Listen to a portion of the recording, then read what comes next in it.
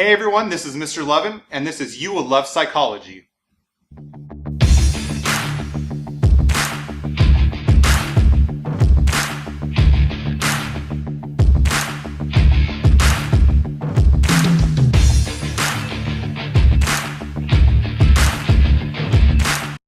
Over the next few months, you and I will examine the study and key concepts of psychology.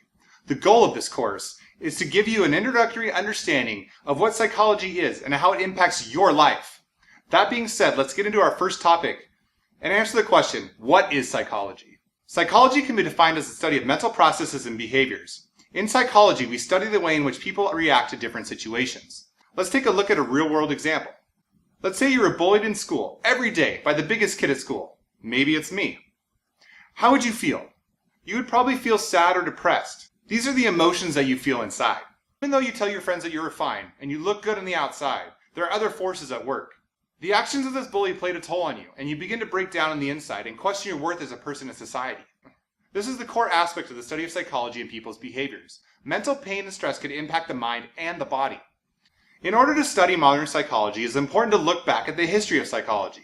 Psychology is a fairly new science that started in the late 1800s. That's only a little over 100 years. While this may be when modern psychology started to emerge, the idea of mental illness and curing these illnesses has been around for much longer. Back in the Stone Age, people practiced the art of trephination. What is trephination, you might ask? Well, trephination is the practice of boring holes into the side of the skull in order to let evil spirits out. While today we know this isn't a true science, it does have its medical correlation in the idea of bloodletting. Bloodletting is when doctors would cut a patient to allow their blood to spill out in order to get rid of the sickness. Doctors felt that the impurities were carried in the blood, and with the blood leaving the body, the impurities would leave as well. Yuck, blood. We know now that this is all a bunch of hooey, so let's take a look at the more modern psychology. Psychology takes its origins from different forms of philosophy, when people began to think about the way that the mind interacts with the body. Some of the most famous philosophers in history studied the philosophy of the mind, including René Descartes and Plato. What we think of as modern-day psychology can be broken down into 5 waves. Let's take a look at these 5 waves. The first wave of psychology is called introspection. In order to understand what introspection is, we must first look at the work of Wilhelm Wundt. Wundt is known as the founder of modern psychology and wrote a book called The Principles of Physiological Psychology in 1874. Wundt talked about transitioning physiological science into psychology. He believed that we should treat the science of the mind the same way that scientists treated other science. It was revolutionary thought, and making this transition, Wundt created his first psychological laboratory in Germany. The focus of his experiments were on introspection. In these experiments, patients would examine their own thoughts and feelings in an attempt to change their behavior. While the importance of the establishment of the psychological science is foundational to the creation of what we have today, Wundt's idea of introspection itself was too unreliable. Everyone experiences the world differently, making it nearly impossible to create a valid science out of the way people analyze themselves. The next wave of psychology is called Gestalt Psychology. Gestalt Psychology was led by Max Wertheimer. The central idea of Gestalt Psychology is that the psychological whole is more than just the sum of its parts, meaning there's a little something extra in everything that we experience. For example, think for a second about all the reasons you love your mom. I'll wait. This should take a while. Love you, Mom. Do you love your mom more than just these reasons? Well, you should. Your mom isn't just an assemblage of these parts. She shaped you into the person you are today. Gestalt psychology attempts to make sense out of the way we perceive the world. When you picture psychology, do you typically think of a patient lying on a couch and a psychologist smoking a cigar, asking a bunch of random questions? If so, you're thinking of psychoanalysis. Psychoanalysis was started by Sigmund Freud in the early 1900s.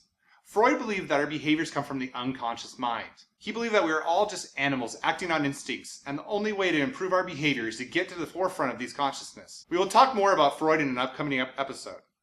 There's way too much to get into there. In the mid-1900s, a new form of psychology emerged that was very skeptical of the idea of the unconscious. Behaviorism emerged out of the 1950s and focused more on the way people acted and not the root of the behavior itself. So long as you acted the way people thought you should, it was believed that you were okay. Pretty superficial, right? Remember what we talked about at the beginning of the video?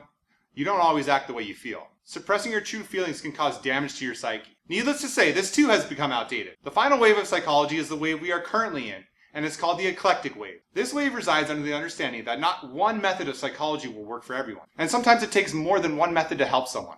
This being said, there are 7 schools of thought when it comes to the Eclectic Wave. Let's briefly go over each one. The The biological perspective says that our feelings and behaviors have an organic root. The evolutionary perspective takes its root from the concept of Darwinism and says that we behave the way we do because behaviors are inherited from our ancestors that must have helped them survive. This is the reason I'm desperately afraid of spiders, and I make my wife kill all the spiders in our house. Oh, somewhere in my family's lineage, the trait was passed on to me. We'll talk more about fear in a later episode, of course. No more spiders. Next is the psychoanalytic perspective. And you guessed it, it's based on the work of Sigmund Freud and another psychologist, Carl Jung. This perspective looks to bring your repressed feelings to the forefront so you can move on from them. A lot of what this perspective focuses on may have happened in your childhood. The behavioral perspective focuses on your behavior and the studies of Ivan Pavlov, John Watson, and Albert Bandura. This perspective says we have been conditioned to behave the way we do, and that behavior can be changed. Next is the humanistic perspective, which focuses on free will and spirituality. I bet you can guess where this emerged. That's right, during the 1960s and 70s with the hippies, practicing free love and experimenting with drugs. They believed that happiness was the distance between your ideal self and your self-concept. The closer these two came together, the happier you were. The cognitive perspective focuses on how we encode information and the way that we see the world. This is that whole glass half full, half empty thing. Or when you fall off a horse, do you get back on? Cognitive therapists try to change the way you think about the world around you. And finally, the sociocultural perspective. This perspective says as much of your behavior is learned from the culture that you live in. Some cultures kiss on the cheek while meeting, while others may hug, shake hands, or even bow. Much can be taken whether your culture values the individual or the group. This impacts the way you live. This course will help you answer some of the biggest psychological questions, such as, how can people commit heinous crimes? What drives us to do what we do?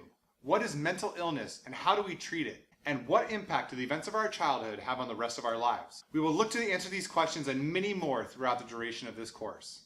Be sure to subscribe to the channel by hitting the button below so you can receive alerts about new videos when they become available. If you enjoy the channel or find my videos useful, let me know by liking the video, and feel free to leave a comment below. If you'd like to learn more, you can click here for all of my introduction to psychology videos, or here for my biology and psychology video. Thank you so much for watching, and I'll see you next time on You Will Love Psychology.